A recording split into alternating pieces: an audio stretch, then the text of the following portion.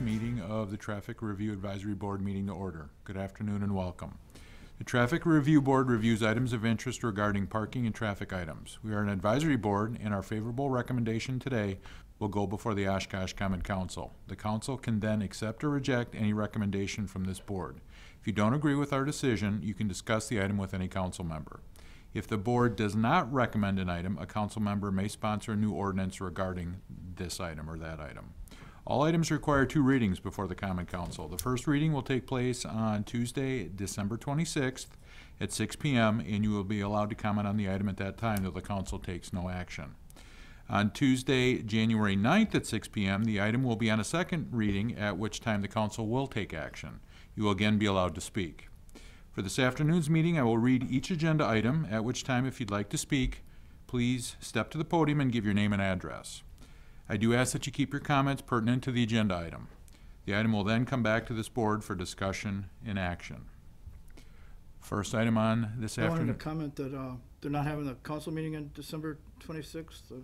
No one updated the roster for me. When do we know when the council meeting is going to be rescheduled for? They always cancel that. It's customary to cancel with one at Christmas, so the next one will be January 12th. So then roll everything 2 weeks forward, so then it would be January 23rd, right? Yeah. All right, well then the first item on this afternoon's agenda is approval of minutes. Anyone have any comments, questions, deletions, or additions? Move it. Second. Please call the roll. Weinschneider? Aye. Becker? Aye. Christensen? Aye. Haas? Aye. Krause? Aye. Szynski? Aye. Carried. Under public comment, the board has adopted a public participation policy which provides 15 minutes for general public comment on a first-come, first-served basis. Citizens must provide both name and address and may speak on matters related to traffic issues within the authority of this board. Statements should be addressed to the board members and not to city staff or other persons. Items that are on the agenda should be addressed at the time the item is read and not during the period for public comments. Statements are limited to 3 minutes, and citizens may only provide comment one time unless special permission is granted by the board. Is there anyone that wishes to avail themselves of that opportunity at this time? Is that for the discussion about 9th Street? That'll take place under our regular business items. This is items not on the agenda. Again, seeing none, we move then to new business, which, as was just pointed out, first and only item there is a request for no parking on 9th Ave, both sides, from Rykow Street to Knapp Street, in conjunction with the reconfiguration of the road to 3 lanes, one 11-foot lane in each direction, along with a center 2-way left turn lane and a 3-foot striped shoulder on each side.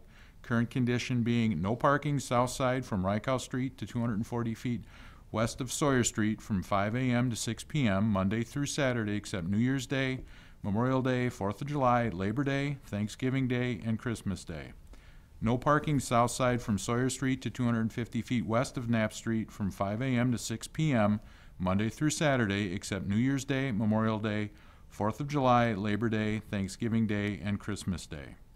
No parking north side from Rykow Street to 250 feet west of Knapp Street from 5 a.m. to 6 p.m. Monday through Saturday, except New Year's Day, Memorial Day, 4th of July, Labor Day, Thanksgiving Day, and Christmas Day. No parking both sides from 250 feet west of Knapp Street to 250 feet east of Knapp Street. No parking south side from Sawyer Street to 240 feet west. Exactly. All right, well, this is an item we discussed at the last meeting, but we erroneously missed noticing the people between Sawyer and Knapp, so we wanted to bring it back to give those citizens a chance to comment. And then additionally, I have a little more information on the proposal as well, so that I can share. First of all, this is from our February of 2016 meeting where we discussed this. But this is just showing the area we're talking about is basically from Rykow down to Knapp. As you can see, most of the green are areas where you can park after 6 p.m. or on basically Sundays or holidays. So that's the area we're talking about. And then the reds where there's currently no parking. So obviously through, where we got 4 lanes through here, and then a couple of the intersections, there's already some no parking, so that would stay the same through there. And then back then, I looked at some accident history too, and I've done a little bit of research on that as well. I didn't go as in depth this time, but there is some accident volume through there that could potentially be helped by the removing the parking and going to a 3-lane. So I just wanted to provide a couple background items, and then we can kind of go from there.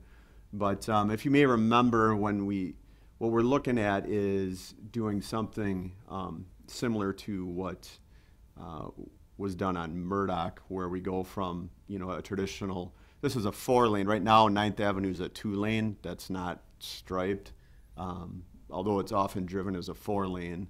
What we're looking at is going to a shared left turn lane in the middle, which would be 14 feet, and then 11-foot travel lane on each direction. And then what the board recommended at the last meeting would be, it'd be a 3-foot striped shoulder on each side. But just to quickly review a couple things, how that would help traffic. There's 3 types of crashes that can be reduced by going from 4 to 3 lanes. One of them is the rear end crashes. So when this takes the left turning vehicles out of the inner lane, where often vehicles get impatient, this car stops and this car rear ends it. The second type of crash it avoids potentially is side swipes, where this car is trying to get around the car here that's potentially either stopping or turning.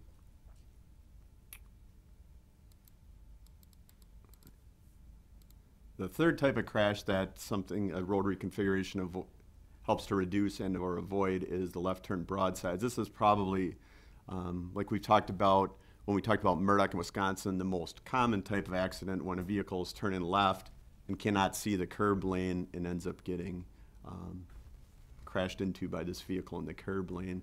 That's probably the most frequent type of accident that we have when turning's involved, and those are generally more severe type of accidents.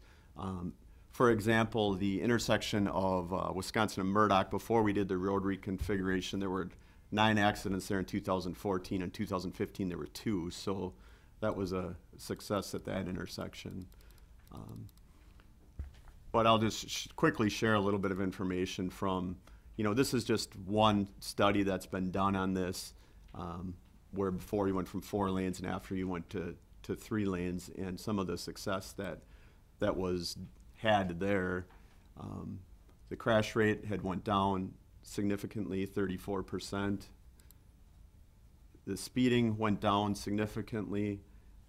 It helps to calm traffic when you when you get the turning vehicles into the center lane, and then you only have one lane of travel in each direction. That does help to reduce speeds and calm traffic, and it better organizes traffic. In this case study, pedestrian volumes went up as well because pedestrians felt safer crossing the 2 lanes versus 4. Bicycle volumes went up. So in this case study, the speeding went down, bicycle and pedestrian volumes went up, crashes went down, and increased resident satisfaction went up as well. And then this was something else we looked at back then. You probably can't see this as well, but this was a case study from NENA when they did Commercial Street, and then they also did part of Green Bay Road, and they've noticed a similar effect. Their crash rate went down, as well as their speeding in that vicinity. So that's just some background information on road reconfigurations in general. Specifically, here's kind of what we're looking at. I had some help with our engineering department putting together some drawings. As you can see, this stretch here, coming out of the roundabout would remain as it is today with the 4 lanes, and that's where the heaviest traffic volume is now. I mean, we're at about 20,000 cars a day in this roundabout. Then when you get down, we would transition over prior to getting to Ryko Street. This is where we would put the left turn lane here and transition into that 3-lane. Traffic volume once you get to this area is around, I just looked at it today, the last traffic count was last year was 12,200, that's an acceptable range for a road diet. You can do 15,000 is kind of a general guidance, but I've seen it go up to 20 for road reconfigurations. And then we would go down to, we would continue that on down. This is through to Mason Street, through Sawyer, and then we would transition back once you get to Knapp Street. So that gives you an idea of what we're looking at. Let me see if I can get the other drawing up here.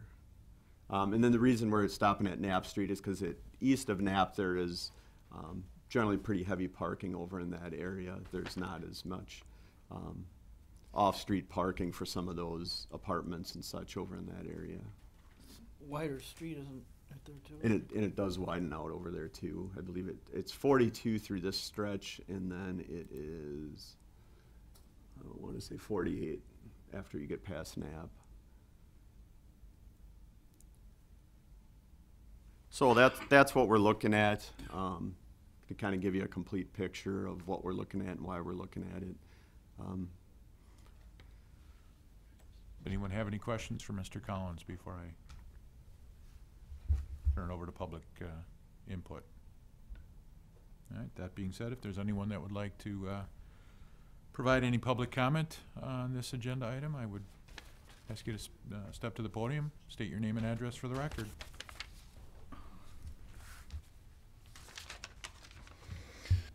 My name is Robert Quant. I live at 1016 Windsor Street, which is just off of 9th. I think there's two areas of concern with this proposal. One, of course, is safety, and the other is maintaining traffic flow. What we're dealing with on 9th Avenue is a direct exit off of an interstate highway. That exit is being identified along Highway 41 as the main corridor into the city from people coming along 41 coming into Oshkosh.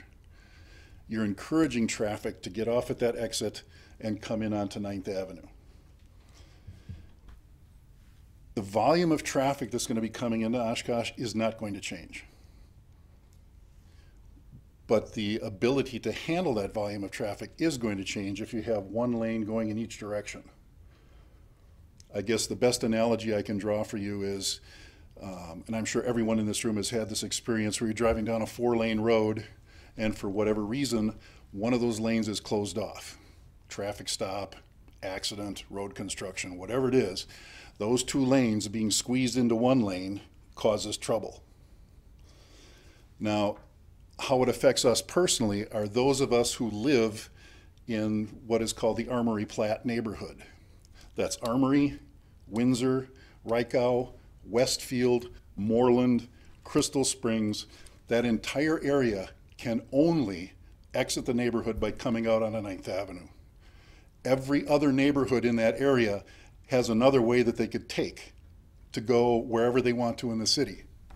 We do not. So if that traffic is being funneled into one lane, it's going to concentrate that traffic, making it even more difficult than it already is to pull out onto 9th Avenue. With the installation of the roundabouts, you had a constant flow of traffic, and I believe that's one of the reasons why it was done. But with that constant flow, makes it harder for us to get out onto 9th Avenue. Believe me, I understand the safety concerns because my wife and I walk regularly along 9th Avenue. I guess one thing I would like to propose for your consideration is a reduction of the speed limit to 25. And more importantly would be traffic enforcement.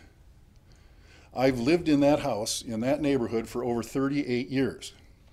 And I can tell you from what radar enforcement was being done years ago to what is going on now is very different. We have not seen radar in that neighborhood for years.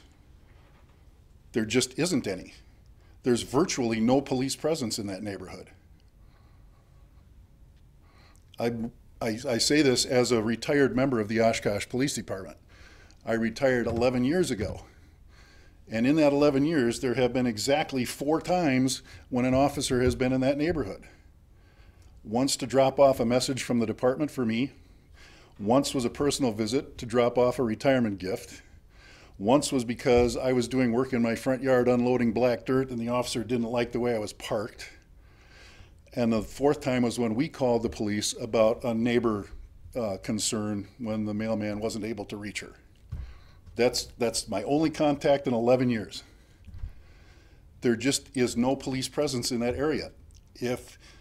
And I say I understand it, if the concern is slowing traffic down, why not reduce the speed limit and provide radar enforcement?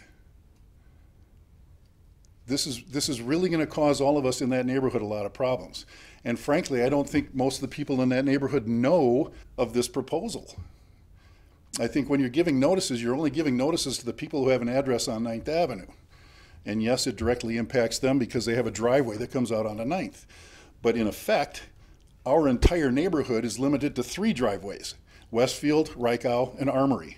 And all of those people are forced out into those 3 driveways, which can only go out onto 9th. We have no other option. We're landlocked. If we had a back way out of there, it wouldn't be as big of a problem, but we don't.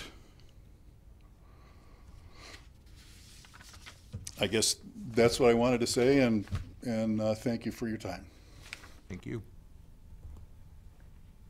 Is there anyone else?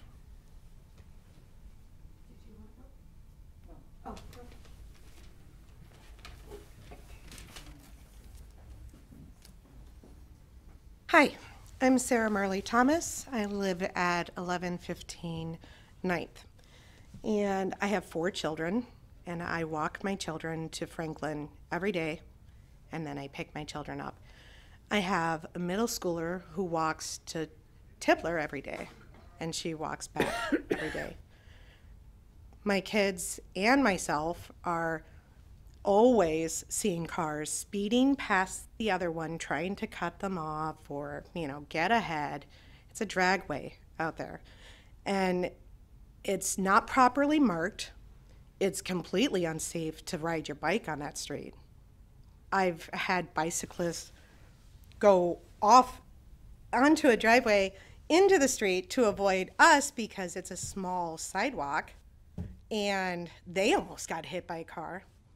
I've seen multiple car near misses where I thought I was going to have to be a witness for a car accident. I've seen countless car accidents. I've also seen people that are stopped waiting for a pedestrian to cross the street, which is the law, and someone decides that they don't want to stop, so they go to try and veer around them, and they have to slam on their brakes, almost hitting kids. It's dangerous. It needs to be changed. And I'm all for the road diet because it's right now the police don't have a leg to stand on. It's not properly marked. People think that it's 4 lanes. It's not. It's unsafe. And that's all. Thank you. Thank you. Is there anyone else? Then I will turn it back to any board members that have questions, comments, concerns. I just wanted to know your opinion of the situation, if the reducing of speed would help or if that middle lane would help. Speed reduction does help with enforcement because, of course, people are still speeding probably the speeds that they're going to want to go, so that does help with enforcement. And what do you comment think? on the speed limits, though, the way speed limits are set, they're set by the 85th percentile that traffic's traveling. So artificially lowering a speed limit actually increases the chance for accidents and reduces safety, because how the general theory in traffic engineering is you want to set the speed limit where 85% of the vehicles are traveling, and then leave the next 15% for law enforcement to rein in. And the reasoning for that is because that's what a reasonable and prudent person thinks is the speed they should be traveling. A lot of it has to do with roadway design too. But if the theory is if 85% of the people feel that that's the proper speed to be traveling down that road, and the reasonable prudent person is traveling that speed, that's probably where it should be. If you set it too low, then what happens is vehicles get impatient and they start trying to pass each other. And then also for law enforcement, it becomes increasingly difficult to enforce, just because then, over half the traffic's probably going to be going over the speed limit. So, for that is a primary arterial. into the city. And for that type of roadway, the speed limit is currently set, what would be considered proper, which is at 30. I mean, 25 would be artificially low in my opinion for that area. So I don't think that that's, a reasonable suggestion. And enforcement, and I can speak for, I know that, I know on 9th that OPD's done some enforcement. I believe specifically at 9th and Mason. I know they've done quite a bit in the last couple of years, but that's just off the top of my head, based on some prior complaints. But the other thing to keep in mind is 9th is currently a 2-lane road.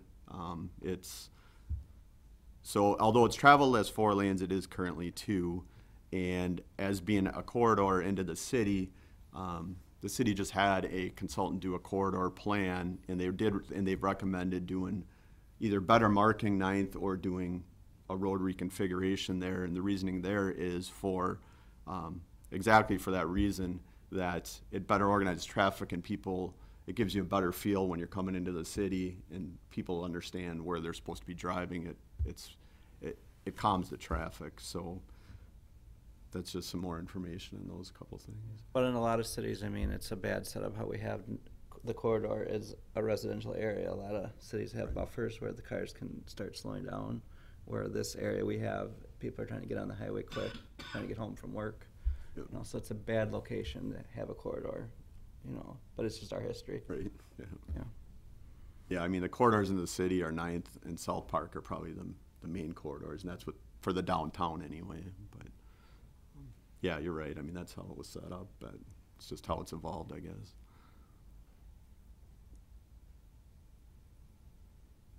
Anyone else with a question? Has it ever been looked at it to have just 2 lanes and parking on one side and just widen out the road and forget about that middle lane thing?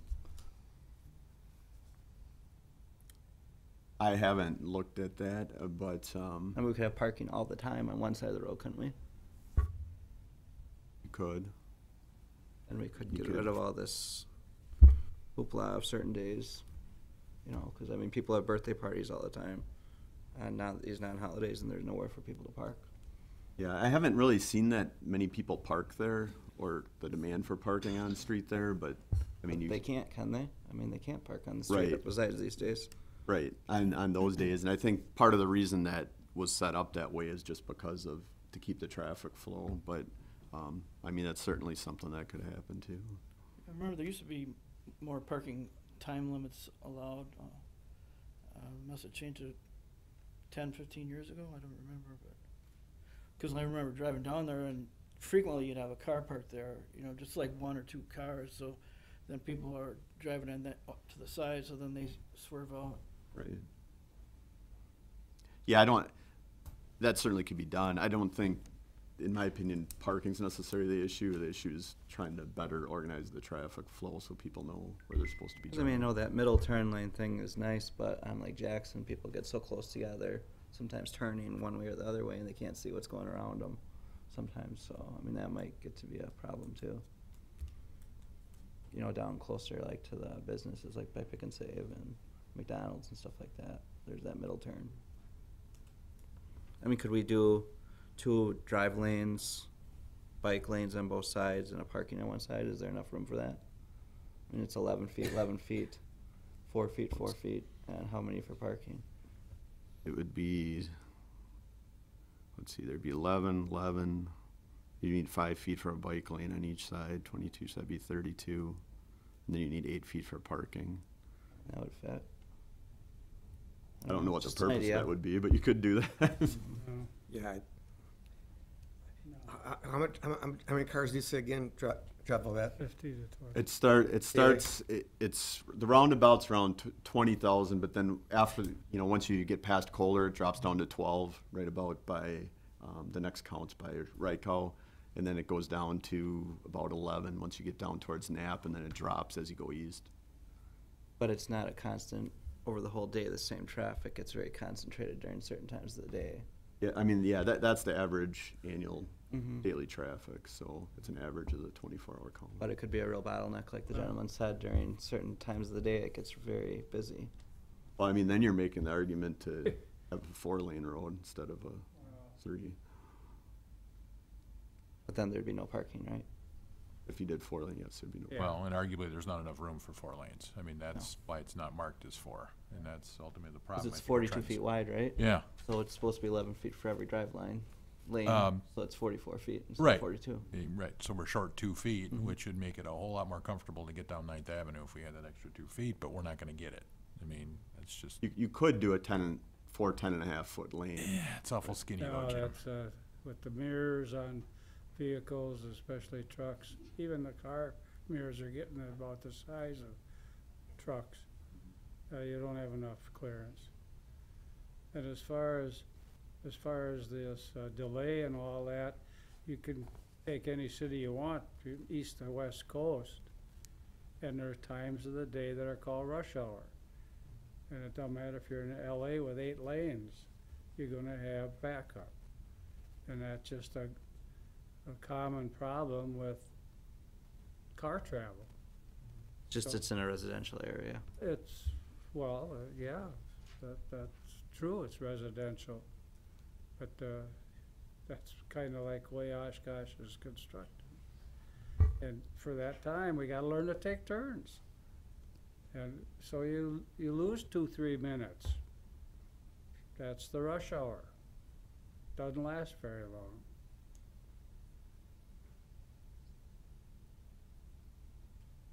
Anyone else with a comment, question, or concern? I do have a question, Jim. At this point, should this move forward, it's merely gonna be restriped. There's no reconstruction involved in whatsoever. Yep. Do we know when that stretch of 9th Ave is due for reconstruction in its totality? I know it's not on the 5-year plan, Okay. so let's pass that. I mean, if someone can make a note, and again, it's just a little bit of a variation on a theme, what I think might help when the road's reconstructed, assuming this moves forward as configured, is to put rumble strips in that line shoulder. Does that make sense? Because unless people get used to not being able to go there, I think even in wintertime, you're still gonna have people potentially trying to sneak down the edges on 9th Ave until they're provided with a rude reminder that, you know, your tires are taking a beating at that point. Again, just something to think about. I mean, obviously it can't be done until the road's reconstructed, or shouldn't arguably be done until the road's reconstructed, but just something to think about. Arguably you shouldn't be there, so it shouldn't have any effect on anybody that's Well, not supposed to well, be there. I think, Jim, you mentioned some good ideas as far as what is going to be enhanced by going to the 3-lane. I mean, the blind left turn is very prominent on 4-laners. We've discussed that. And you eliminate that. The impatient people, the ones that are for some reason in a hurry, your left lane serves to get that slower car out of the way. The right turn, you've got room to get out of the traffic flow. And so there are some positives. The enforcement problem is something that exists, and it's not the fault of the police department, it's a matter of the size of the department. They're gonna add 1 officer, I believe, coming up, and that's probably because somebody's retiring. All residents and neighborhoods have a problem because this department's spread too thin. The 3-lane helps reduce the problem and solve some of the problem. And so I think the common left turn lane in the middle and the right turn shared with bicycle gives a better flow of traffic. And I think it can be handled very nicely if people just take the time.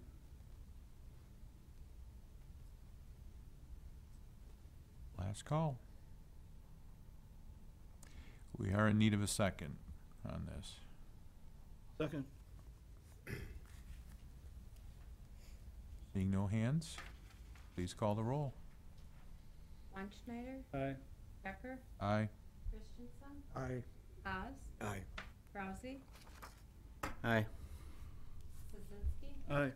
carried 6-0. Which then brings us to staff statements. All right, the board had asked last time about the left turn arrow for northbound traffic on Sawyer at Witzel. I knew it was somehow related to the timing. I did look into it a little bit. And at intersections, especially busy at school arrival and dismissal times with West and Lourdes right there. So the reason that there's a left turn arrow from the south to east is to help clear that area out at the end of the day when school's released. In order, we could put a left arrow in on the other side, an opposing left turn arrow for the north to west.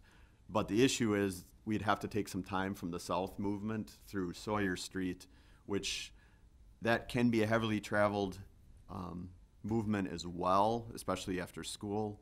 So when we did the engineering there, we found that there were so many vehicles traveling south on Sawyer and turning left onto Witzel to head east after school, and then the ones that were going straight south, that we didn't have enough time, we didn't feel, to take the time for the left turn arrow to go west. That would reduce the amount of green that we could give the southbound vehicles. So that's how it is currently. So we felt that, it would unnecessarily delay the vehicles continuing south on Sawyer if we did that. So that's just the reasoning why it is. I mean, it's always something, if we ever decide we can do. It just seemed odd that you don't have them both north and southbound Right. having it. But you want to give more time for the left turn going south to east. Right. So, we give the time there, but then if we were to add an opposing left turn arrow going north to west, we would have to take that time from the through south movement. And so that area gets backed up pretty good after school, so it would back it up potentially more because we'd have to take that time from the through south movement. I was driving through there last weekend, that southbound Sawyer was backed up all the way to, through the Southland, with a stoplight. Yeah, it gets backed up for about 15, 20 minutes after school releases. So I guess I was just answering the question, so that's why we didn't see the need for the other arrow. That was the idea. What was the reasoning behind it? Sure. Whether it makes any difference that they're not coincided is a matter of backup. Right. Yeah, because as it is, the south gets to go straight right away, while the one lane's turning left, the other lane continues south right away.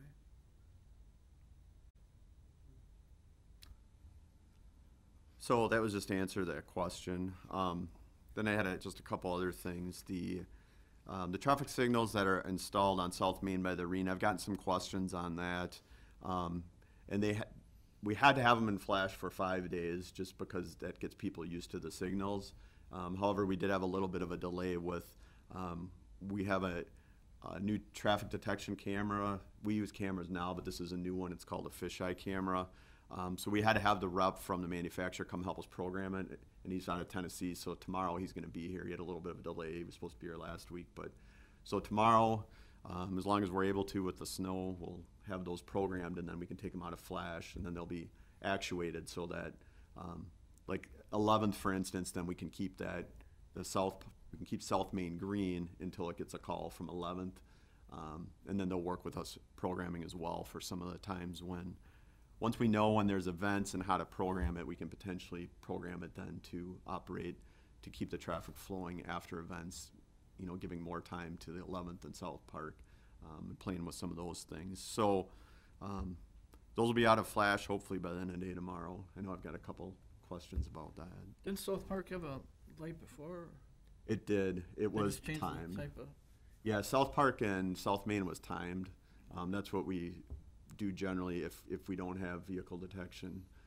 But with the vehicle detection, that'll should help the traffic flow a little bit better. And it's, the timed, the difference is with, if you have a loop or a camera, then you're only stopping traffic when there's a call from the other street. Whereas with the timed, it automatically, goes through its cycle. So, kind of interested. It'll be neat to see. I'm not even.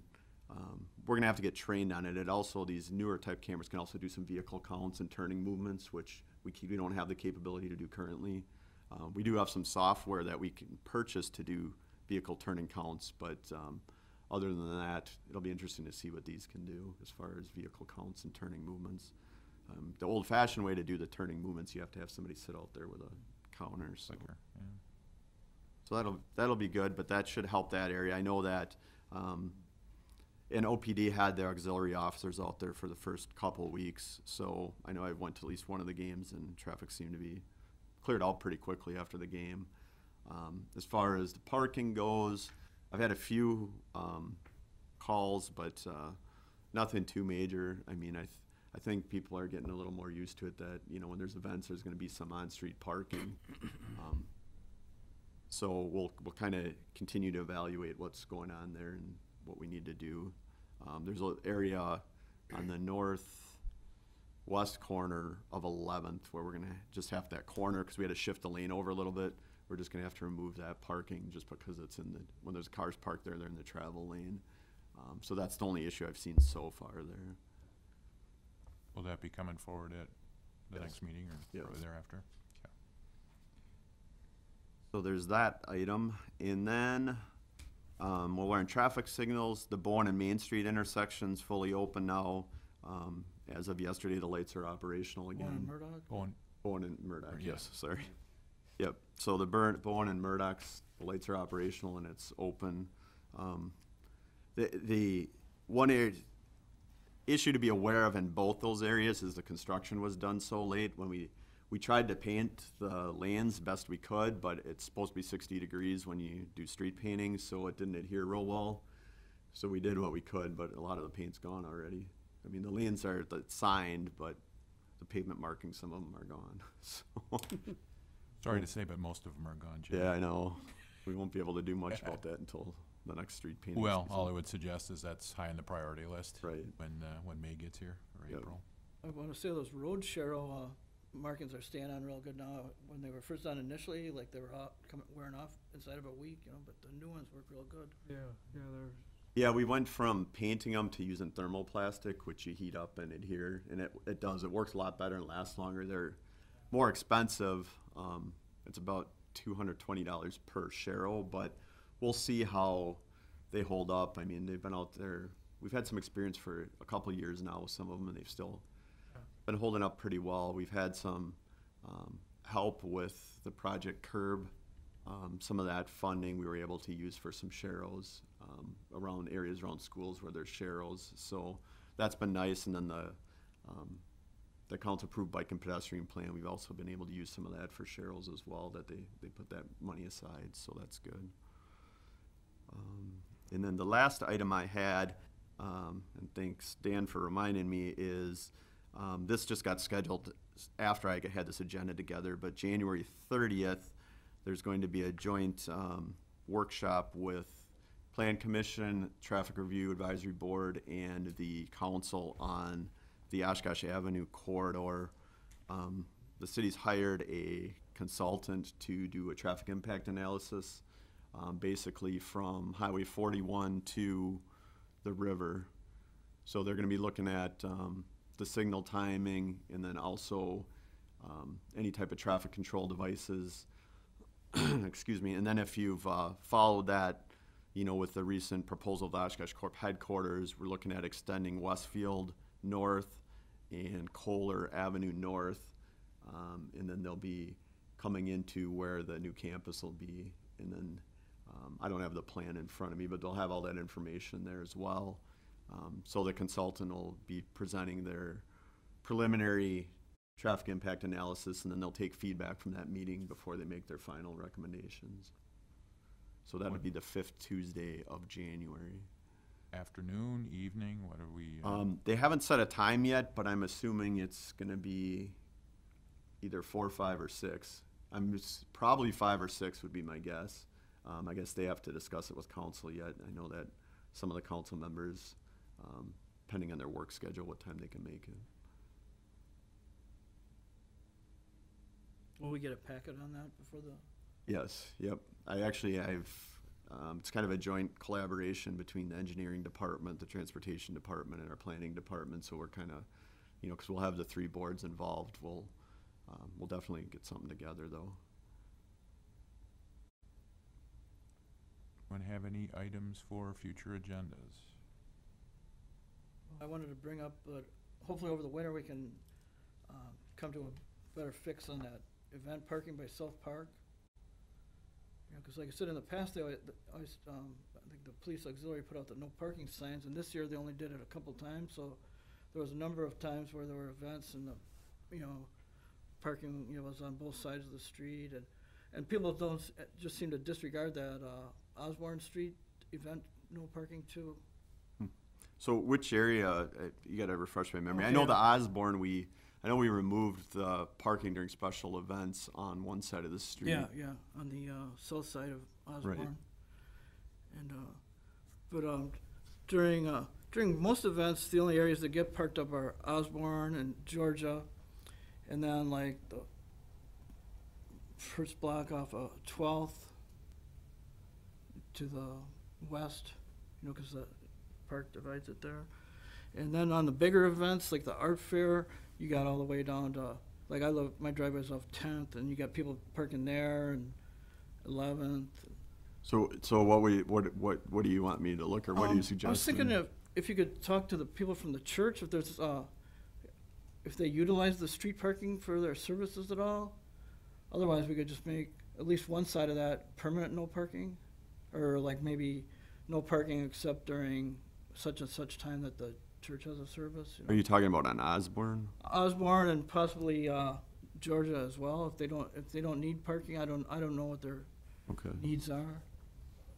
But you know, let's say they have 2 services a week. I think they have services like on Wednesday and Sunday. Let's say you could say no parking except Wednesday from 7 to 9 and Sunday from 8 a.m. to noon or whatever. I mean, I don't know what their needs are. If they have any needs. Like I said, I don't really see church people park there now, so I don't know if they have any needs or not. So what you're suggesting is possibly where we have the no parking during special events is making that permanent no parking? Yeah, if the church doesn't have any objection. And what about on Georgia? In Georgia from Osborne to South Park Ave on the west side of Georgia. Okay. And then that would eliminate most of the need for the police to put out the no parking signs. I would say then you'd only need to put them out from Osborne to 11th, on the one side of the street. Yeah, I definitely gonna look into that and talk with our police special events sergeant. I know we've talked about it over the years, a few years ago, and that we came up with the no parking during special events. Although we will get some feedback opposed to that, because I know that some. Is there could be enough parking then? Yeah. If you Well, like I eliminate. said, they normally put no parking signs out anyway. Yeah, I guess my point is if you got a lot of people going to event at the park and you got Well, when there's no events, like I parking, said, they do put no parking signs out, or at least they had I've lived there 20 years, and every year up until this year, they always had no parking on one side of Osborne, one side of Georgia, 11th and 12th. But this year, like I said, they very rarely regulated it. if you have a big crowd at South Park for the art fair or whatever, Well, like I said, they used to have no parking anyway. They put out those paper signs, so the police always put yeah, out, I've seen them. Yeah, right. So I mean, I live pretty close there too.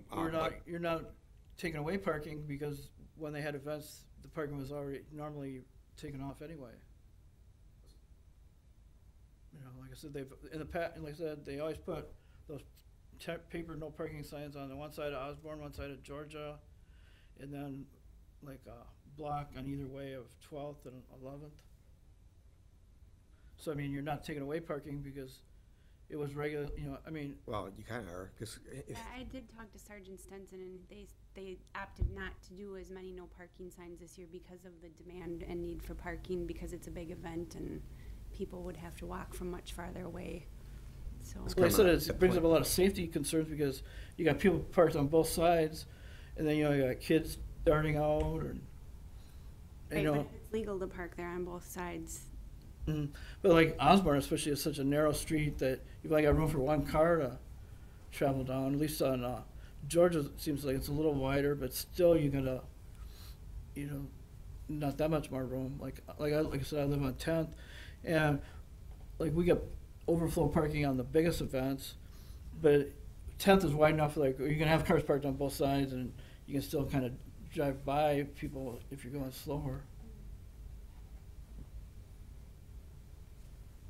But at least it's mainly for the bigger events like the art fair, the car show, motorcycle show, and then the new food truck Fridays.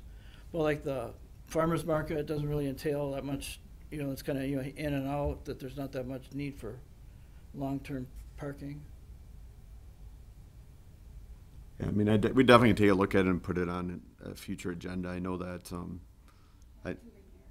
yeah, I know we got some feedback from the farmers market, even the no parking during special events they had an issue with, so Well, like I said, I've on explained it, but. Those I know- bigger events, like I said, people just park there, you know, regardless of the no parking signs. Sure. And then, yeah, I know they've gotten out some tickets, because I've gotten a few calls from people that got tickets for parking, and the no parking during special events. But it's, yeah, it's doing what we can, I guess. But yeah, we can definitely, discuss that. Anyone else with a future agenda item? I will then entertain a motion to adjourn. Move it. Second? Second. All in favor? Aye. Aye. We are adjourned.